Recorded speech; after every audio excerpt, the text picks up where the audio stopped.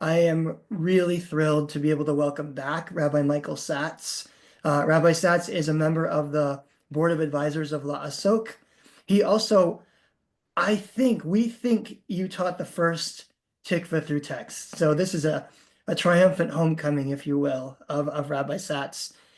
He is the rabbi at Temple B'nai Or in Morristown, New Jersey. But his real claim to fame is that he's my rabbinical school classmate. We were ordained together in 2000, right, Mike? And we were in a band together. Oh, that's right. That's our real claim to fame. We were members of the Minor Prophets who rocked the Cincinnati and Northern Kentucky Jewish music Yes. scene in Yes. the middle 2000s The greatest Jewish garage band of all time in Ohio in the in middle Ohio. 2000s. In Ohio in the mid 2000s. Exactly. So I'm going to share my screen. We'll say the blessing for study together. If any of you would like to unmute to join us in the blessing, please feel free to do so now. And then I'll turn things over to Rabbi Satz to lead our discussion. Baruch atah Adonai Eloheinu melech haolam asher kidshanu b'mitzvotav v'tzivanu la'asok b'divrei Torah. Amen. And that means, blessed is the Eternal whose mitzvot make our lives holy and who commands us la'asok, to immerse or to engage in words of Torah. Rabbi Satz, take it away. Thank you very much. Well, I'm very honored to be here and to learn with you. And here we are. Today's the day before, or in a few hours, Purim will begin. So today, traditionally is Tanit Esther, the fast of Esther, and maybe we'll talk about it a little bit why she was fasting. But I want to study some texts with you, and if you have questions, I'll pause at certain points for questions and comments, but I'll try to read the chat also if we have questions and comments, or maybe Micah can help me with that. Okay, so I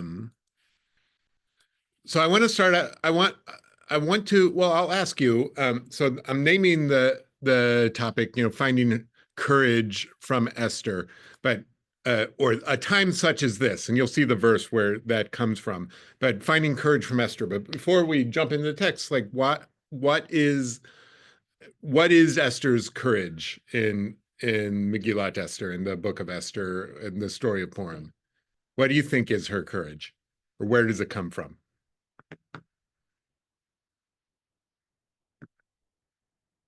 Here, I'll stop sharing for a second. Anybody comments? Where does Esther's courage come from? Bob, do you have your hand up there, Bob Hammer? Yeah. She acknowledges and she expresses she is proud of her Judaism. Yeah. It could be like being part of this people, being being a faithful person, right? That could be it. Yeah. But this was at a time of great, assimilation. Yeah. Well, Apparent assimilation.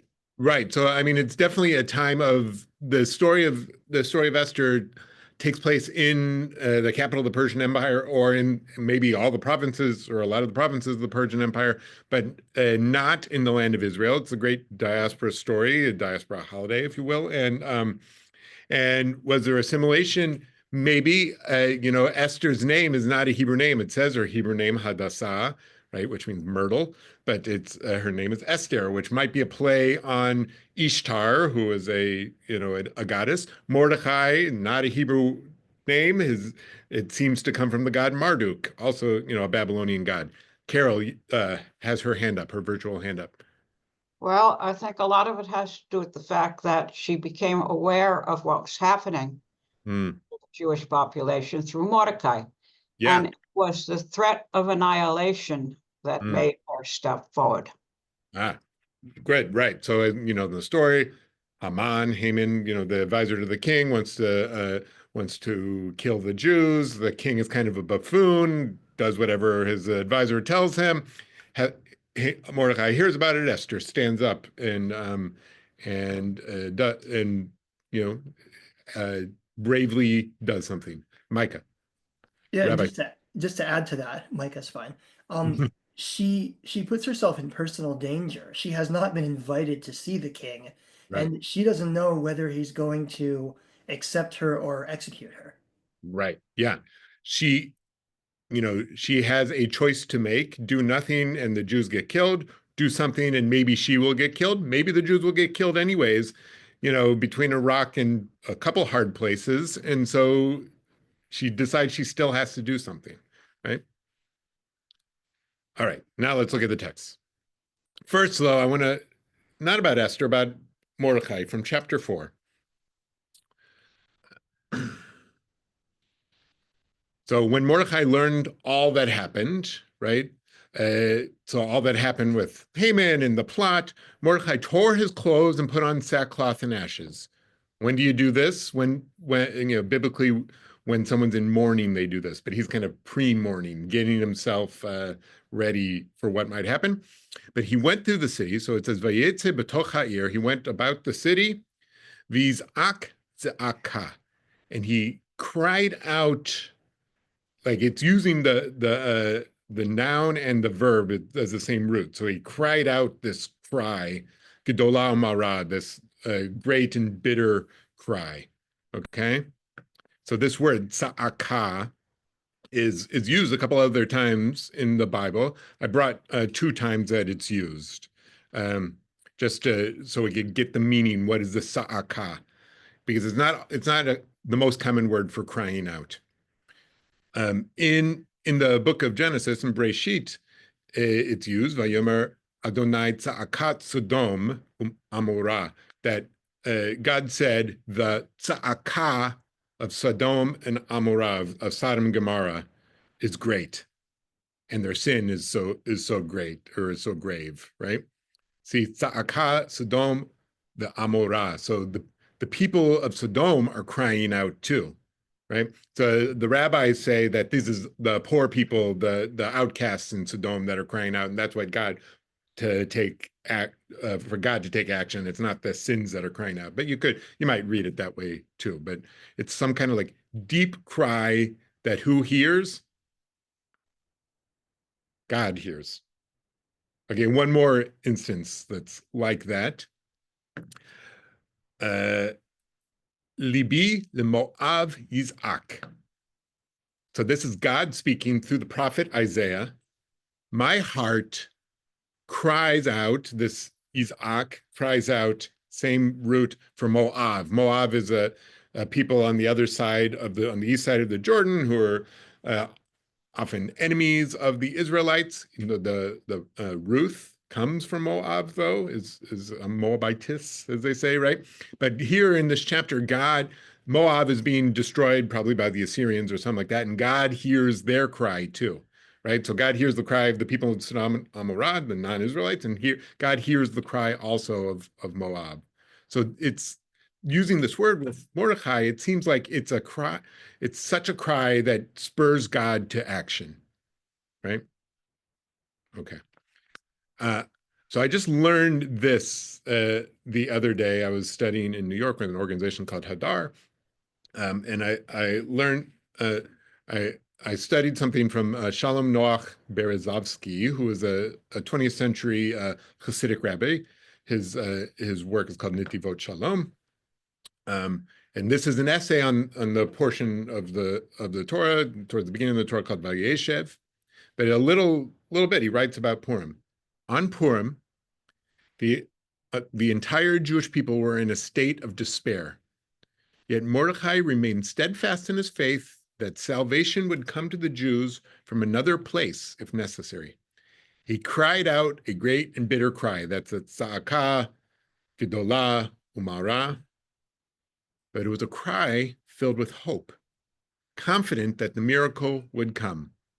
This cry brought forth the miracle. Okay, I'm going to stop there for a second. So you might know that the book of Esther does not mention God anywhere, and God is not overtly doing miracles like splitting seas or raining down plagues or even, giving the king hemorrhoids, things like that happen throughout the Bible. But here, it doesn't seem that God does it. But what is the Nitivot Shalom saying? That this great cry, the za'aka gedolah umara, right? That word za'aka is what spurs God to action, right? But what I find interesting, I'll put it back up, is it's the cry, this despair and hope mixed together. So how do you have hope when you're in despair? So that's my question to you. Isn't that a contradiction? What do you think?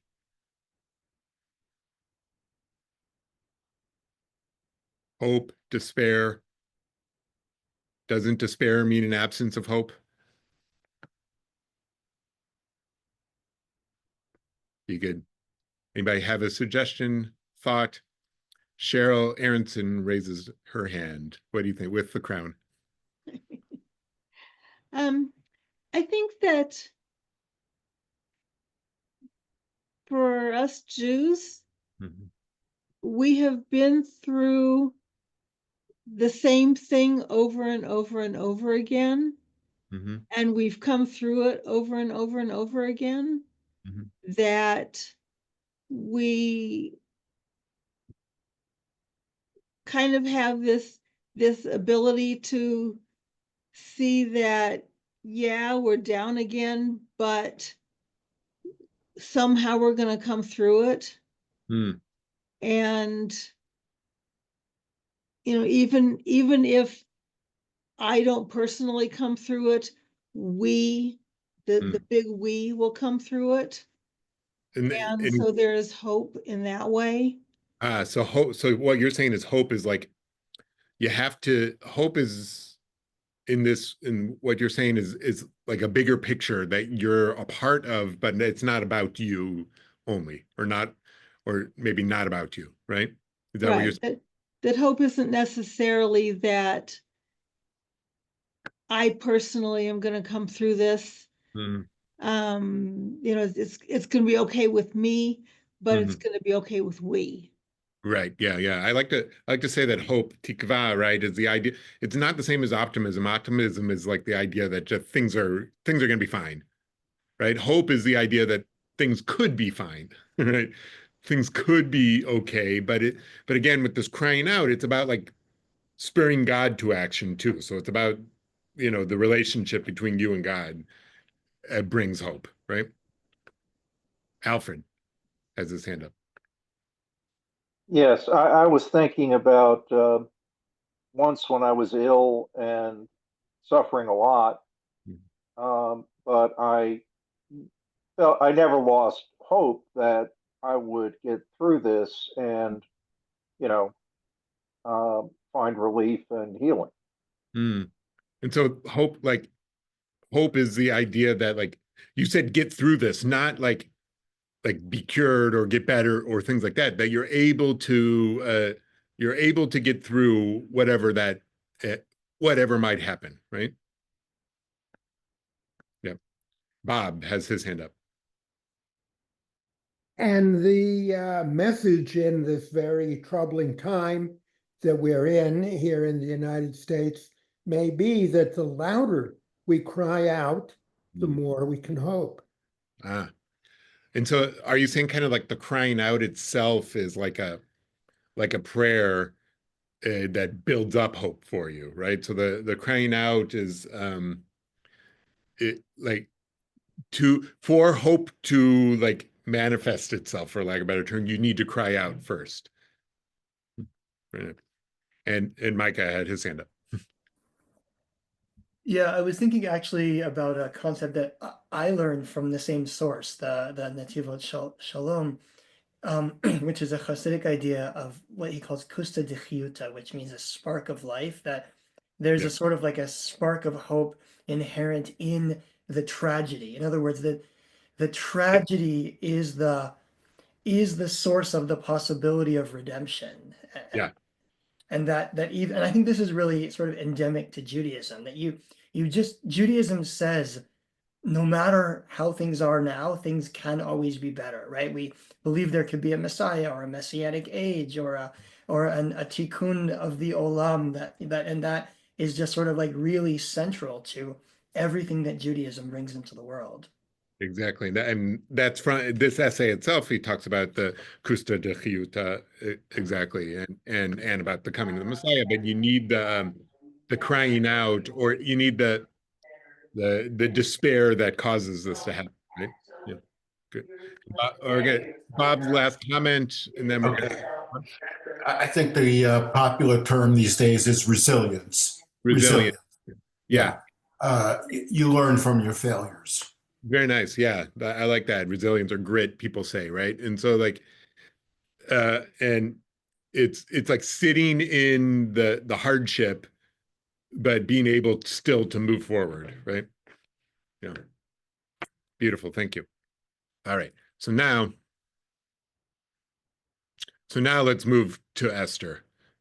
Further along in this chapter, chapter 4, Mordecai comes to Esther and he says to her, if you keep silent in this crisis, relief and deliverance will come to the Jews from another quarter, while you and your father's house will perish. And who knows? It says here, perhaps you have attained to royal position for just such a crisis. But, it says, "Umi yodea im le'et kazot higaat lemalchut," that, who knows, maybe you've attained, you've become, the queen for a time such as this, right? And that's, this verse is actually, here, I'll show you. I took a, did it? No, it didn't come up. I can show, I have an organization I had a fellowship with gave me a paper cut, a framed paper cut of this verse, and to other people too. This verse is kind of popular these days in evangelical Christian circles, especially. Esther is really a great heroine in America these days on the religious right, but I want to reclaim her here. So what is this verse saying?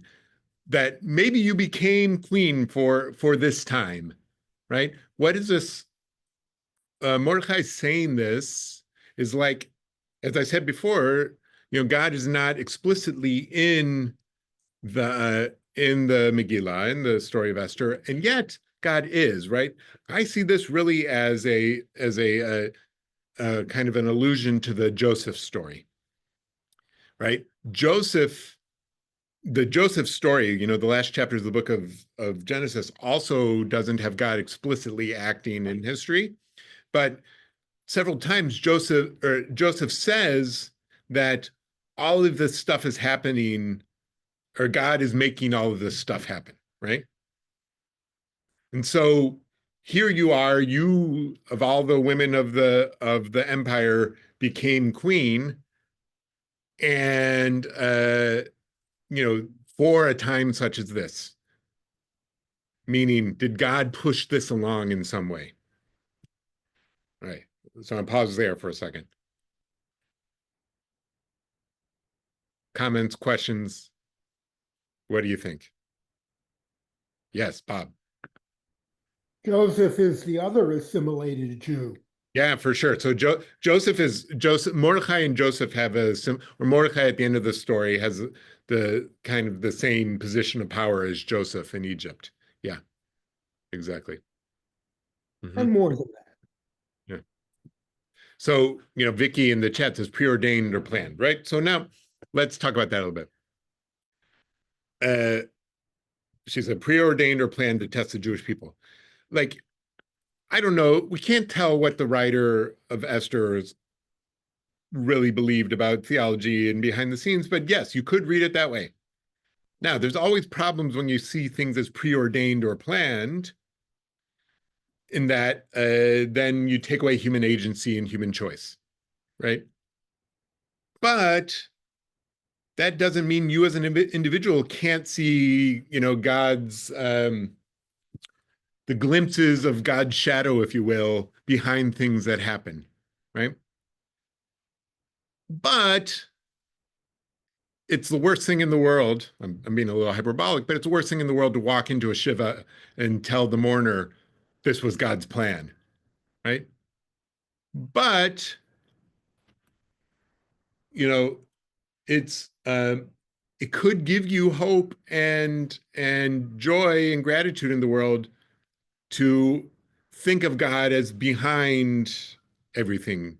Maybe good things and tragedies. I don't know. Just planting a seed. Yes, Micah, hand up. I don't think, and maybe this is just my own theology speaking, I don't think it's saying God planned it this way. I don't think it's a test.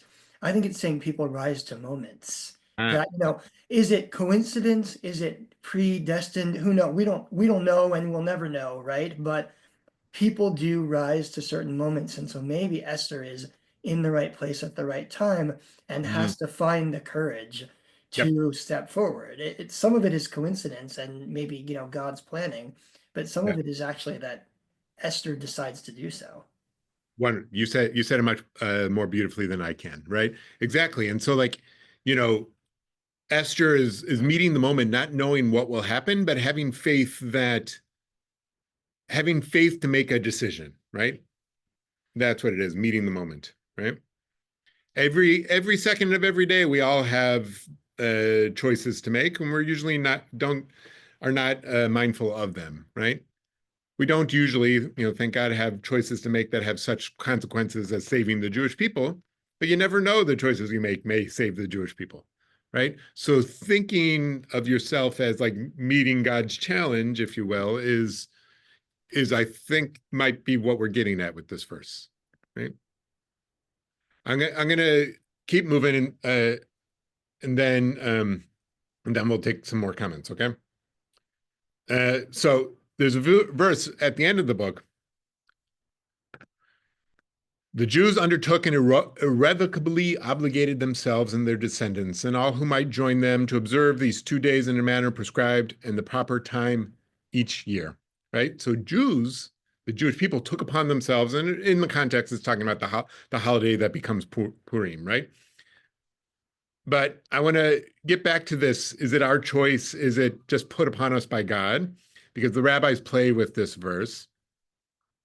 And they're talking about when the Jewish people stood at Sinai.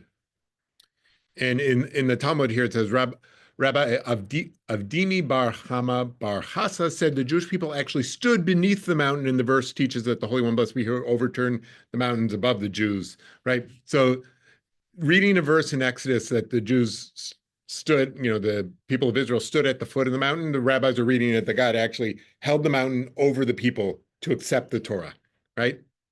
Is that a choice? No, it's coercion, right? So they say there's a caveat to the obligation to fulfill Torah. How do you fulfill the Torah if you are coerced into fulfilling the Torah? Is that really fulfilling, right? But Rava said, I'm right here, even so, they again accepted it willingly in the time of Achashverosh, as it is written, the Jews ordained and took upon their seed, right? That's what we just read, and taught the Jews ordained what they had already taken upon themselves through coercion at Sinai. So in the time of Esther, the rabbis tell us that we, the Jewish people, made the choice to take Torah, right? That Esther in the book, the story of Sinai, you see God, you hear God, you see all the fireworks, right? It says of the people, but in the time of Esther, where you don't see God explicitly out in history and nature, out breaking the laws of nature, in the book of Esther, you still you stand up and make that choice, right? And that's the rabbi saying, taking Torah upon themselves. And that's Esther realizing that, that I was created for this moment, right? And I see hope in that too. Here, Rabbi Streifer says in the chat, it's interesting that the persecution would make people take Judaism upon themselves. I think that does happen. People opt in during times of sorrow and suffering, like after October 7th. Yes, right? So now let's talk about joy. Thank you for the segue. A 20th century, early 20th century, he was an ultra-Orthodox rabbi, also Eliyahu Dessler. He was born in I think, Lithuania, eventually made his way to England, and then Israel. It is this revelation, and this is from his work Michtav Eliyahu, Letters from Eliyahu, is in his essay about Purim. It is this revelation of making the choice for Torah when you don't experience some kind of, giving of Torah at Sinai, that shines forth from the unfolding miracle of Purim, as we notice above, turning the tables on evil, such as we see so clearly in the events of the Megillah, helps us to appreciate the great and wonderful mercies of the Almighty, engenders our gratitude and joy in the Kiddush Hashem that we witness. Kiddush Hashem is sanctifying God's name, right? Gratitude is from giving, and giving leads to love, right? So you have gratitude even when it's not the pyrotechnics of Sinai, the subtleness of God's miracles. You have gratitude for that too. At the time of the first Purim, our rabbis tell us, Israel accepted the whole Torah in love. The more gratitude, the more joy, and the more joy, the more gratitude. We need time to build up this tremendous experience, and so with every day of Adar that passes, that's this month, our joy increases. Right? And what's one of the mitzvahs of Purim? Is giving gifts to your loved ones and to the poor, right? So the gratitude, you practice gratitude by giving too, right? So someone like Dessler would say, like the practice, doing little acts of giving is what makes you more of a person filled with gratitude, a gracious person. Yeah. Now, perhaps we can understand that the mysterious saying of the Ari, who's a mystic, a rabbi in the 1600s, 1500s, I think, which makes Purim surpass even Yom HaKippurim. Yom HaKippurim is the name for Yom Kippur in the Talmud. Purim, Yom HaKippurim, right? Same word. Or it's not really the same word, but it's a pun, right? Yom Kippur purifies us from our sins through the purging effects of fear and awe of divine judgment. An even stronger effect is produced by the buildup of joy, gratitude, and love, which is the hallmark of Purim. So Purim, the rabbis say, is Yom Kippurim, or sorry, I'll say it this way. Yom Kippurim, Yom Kippur, right, is like Purim. Kippurim is a pun in Hebrew, okay? But it's like the flip side, right? Yom Kippur is a day our choices really matter, and therefore there's dire consequences for our choices. Therefore, we need to be introspective. Therefore, even a little self-effacing, right? Because life is scary. Purim is the opposite. Life is scary, but let's say life is ridiculous. And therefore, we need to come out of our shells and put on costumes and eat and drink and be filled with gratitude and giving, right? And so hope also comes from kind of laughing at life too. And the story of Esther, the book of Esther, is actually kind of a slapstick comedy. So I will end there. And if you have comments or questions, you can, in our last minute. So I see Vicky in the chat says, feel the fear and do it anyways from her therapist. But yes, that's a beautiful teaching for Purim. Exactly. Well, Any let comments? while people are putting their hands up, if there are any last comments, please raise your hands. And in the meantime, let me thank Rabbi Michael Satz for this uplifting, hopeful teaching for Purim. It is a time of joy and gratitude on the calendar. And so even in the midst of hard times, hopefully we can find some joy, find some gratitude, find some silliness, find some hope and ways to move forward into the world. So I wish everybody a Chag Sameach. Were there any last comments or thoughts? All right, well, let me wish everybody a Chag Sameach, a happy Purim, and a Shabbat Shalom, and we will meet again next week. Take care, everyone. Thank you.